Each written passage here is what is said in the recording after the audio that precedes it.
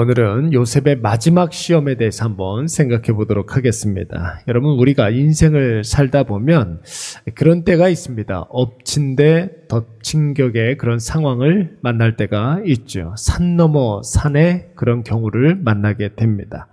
우리는 이럴 때 사면초가의 상황을 만났다, 진퇴양난의 그런 상황이다, 이런 이야기를 하죠. 여러분, 어렵고 힘든 일들은 언제나 겹쳐서 오지 않습니까? 그래서 여러분, 이런 상황을 만날 때마다 우리는 하나님께 기도하기를, 하나님 어떻게 나에게 이럴 수가 있습니까? 이런 기도를 가끔가다 할 때가 있습니다. 왜 하나님의 자녀가 이렇게 믿지 않는 사람들도 당하지 않는 그런 상황들을 만나게 됩니까? 이런 불만 섞인 푸념을 늘어놓을 때가 있습니다. 그러나 사랑하는 여러분, 인생의 고난이 덮쳐왔는데 환난이 그 뒤를 이어서 닥쳐오게 되면 꼭 기억하시기 바랍니다. 이런 일을 통한 하나님의 뜻이 분명히 있다는 사실입니다. 내가 쓰임받기 위해서는 엎친 데 덮친 격의 일이 올 수도 있다라고 생각할 수 있어야 하는 것입니다. 여러분, 오늘 본문의 말씀을 한번 보십시오. 요셉이 자신의 형제들을 최종적으로 지금 시험하고 있습니다. 여러분, 취직을 하기 위해서는 회사에 여러 요구하는 그런 단계를 거쳐야 되지 않겠습니까? 우리가 병을 하나 고친다 할지라도 다짜고짜 수술부터 하는 일들은 별로 없습니다. 수술할 수 있는 형편과 과정을 우리가 거쳐서 수술을 하게 됩니다. 하나님이 우리를 시험하실 때도 마찬가지이죠. 하나님을 우리가 먼저 하나님으로 고백할 수 있어야 합니다. 하나님 나의 하나님이라고 고백할 수 있어야 그 하나님께로부터 오는 은혜를 우리가 누릴 수가 있는 것이죠. 그리고 그 은혜를 우리가 담을 수 있는 그릇을 준비해야 됩니다. 설거지 안 된 그릇을 가지고 좋은 음식을 담으면 이건 말이 안 되는 일이에요. 그래서 과거의 우리의 죄를 하나님께서 회개케 하십니다. 그리고 회개한 대로 그가 행하는가? 즉 우리의 믿음의 수준을 하나님께서 판단하시는 그런 과정들을 거치게 되는 것입니다.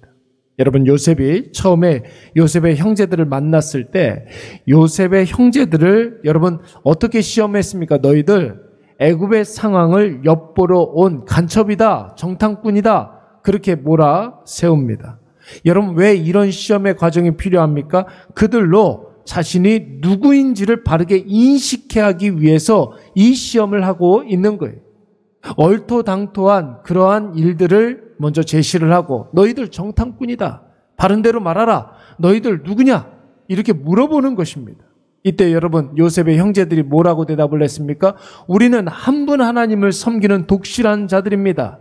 한 아버지 밑에서 자란 한 형제입니다. 이 사실을 먼저 고백해 한 것입니다. 여러분, 대답은 참으로 잘했지만 그 과정에서 한 가지 그들이 잘못 이야기한 것이 있었습니다. 가문을 보존하기 위해서 막내 아들 베냐민은 지금 아버지와 함께 있지만 한 아우에 대해서는 그냥 없어졌다고 그랬습니다. 여러분, 그냥 없어진 것이 아니라 일부러 요셉의 형제들이 요셉을 죽으라고 노예로 팔아버린 것입니다. 여러분, 그래서 요셉이 어떻게 했습니까? 두 번째 시험을 하게 되는 것이죠. 요셉의 형제들을 3일간 옥에 가두게 됩니다. 왜 그렇습니까? 그곳에서 지난날 자신들이 한 일들을 생각해 보라는 거예요. 하나님 앞에 회개할 일이 있으면 회개하라는 것입니다. 하나님 앞에 결단해야 될 일들이 있으면 다짐하고 결단하는 일들이 있어야 한다는 것이죠.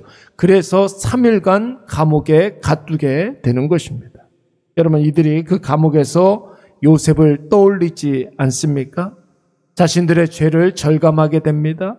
자신들의 죄를 스스로 고백하게 됩니다. 다시는 그렇게 하지 말 것을 자복하게 됩니다.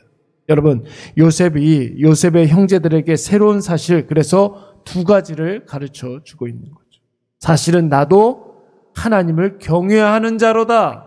둘째, 요셉 형제들이 생명을 보존할 수 있는 새로운 방법을 제시하고 있는 것입니다.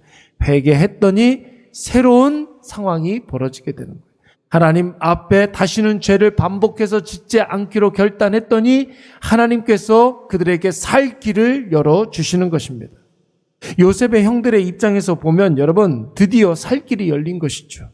하나님 앞에 자신들이 회개했는데 자신들의 생사 여탈권을 가지고 있는 요셉, 그러니까 애굽 총리도 하나님을 경외하는 사람이라고 한다니.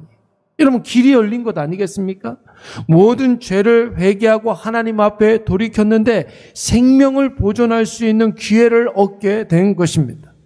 그리고 오늘 요셉은 마지막 시험의 과정으로 들어가게 됩니다. 여러분 그 마지막 시험의 과정이 무엇입니까? 시므온을 볼모 삼아서 애굽에 남겨놓고 나머지 9명의 형제들에게 곡식을 충분히 주었는데 여러분 그 곡식 자료에 그들이 지불한 금액을 고스란히 함께 넣어 놓은 것입니다.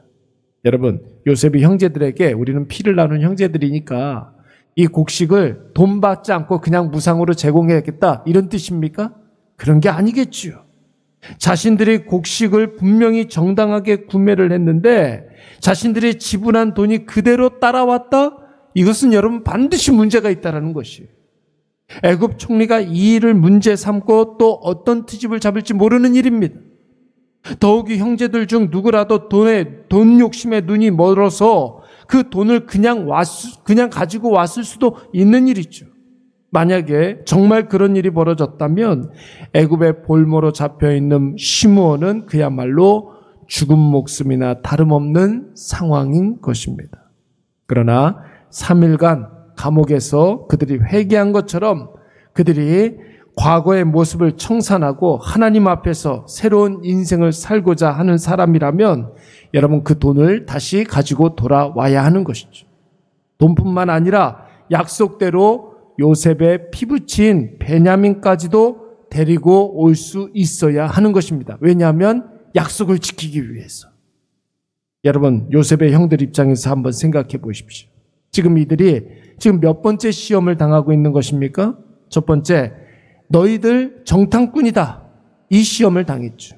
두 번째, 말도 안 되는 누명을 쓰고 감옥에 가게 됩니다. 세 번째, 곡식 자루 속에 돈이 그대로 들어있는 사건. 여러분 그야말로 산 넘어 산 아닙니까? 간신히 목숨을 부지하여서 모두가 살 수 있는 기회를 얻어서 가나안 땅으로 돌아가고 있는데 곡식을 구입하고 자신들이 지불한 금액이 마치 누군가가 훔쳐온 것처럼 곡식 자루 속에 발견되니 만약에 애굽 총리가 군사를 일으켜서 야곱의 아들들을 추격해 오면 그야말로 그들은 파리 목숨인 것입니다. 사랑하는 여러분, 오늘 하나님이 야곱의 아들들에게 왜 이렇게까지 하는 것입니까?